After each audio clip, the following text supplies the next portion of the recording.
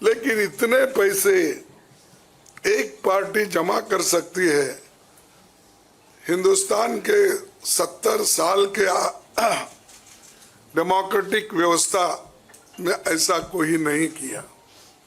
ये पहली बार ये सरकार अनेक ढंग से पैसे आज उठा रही है और इनके 5 स्टार ऑफिसेस से बड़े बड़े हर जगह आप देखिए, और 4-4, 5-5 फ्लाइट एक मीटिंग को जाते हैं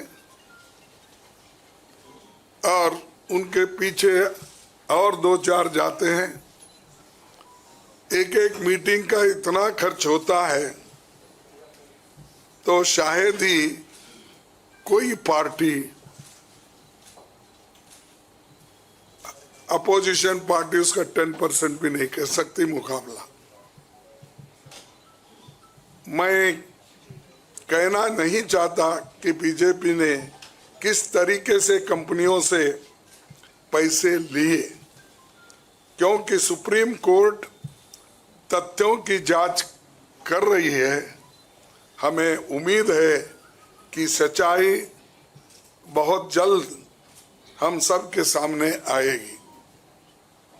और अंत में मैं देश के संवैधानिक संस्थाओं से अपील करता हूं कि अगर वो फ्री एंड फेयर इलेक्शन चाहते हैं तो हमारी पार्टी को बगैर किसी रोक टोक से बैंक अकाउंट्स का इस्तेमाल करने दे,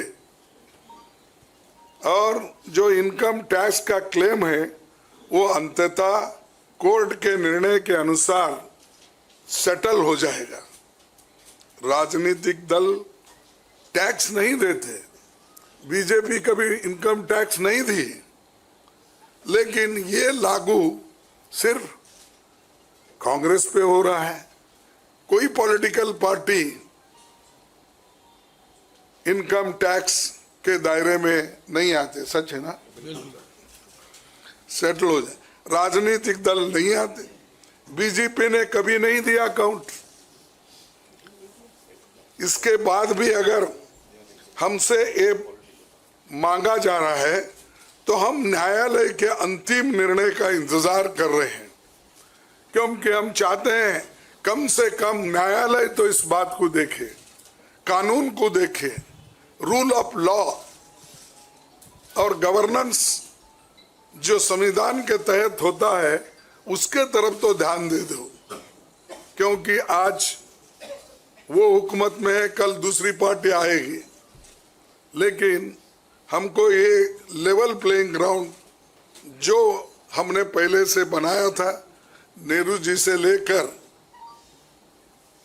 हम 89 और बाकी के लोग भी, जब इवन वाजपेयी थे उस वक्त भी ऐसा नहीं था।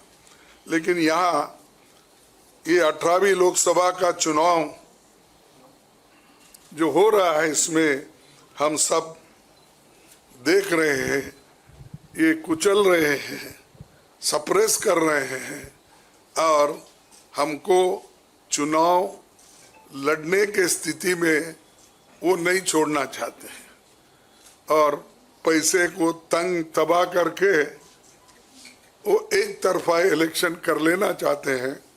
लेकिन लोग भी होशियार है, इसको जानते हैं, और लेवल प्लेइंग फील्ड बने रहने के लिए ये उनके जो बाधक है और जो हमारे अकाउंट्स फ्रीज किए हैं वो तत्काल उसका रिलीज होना चाहिए, और हमको चुनाव में डेमोक्रेसी और संविधान को बचाने के लिए लेवल प्लेइंग ग्राउंड होना चाहिए।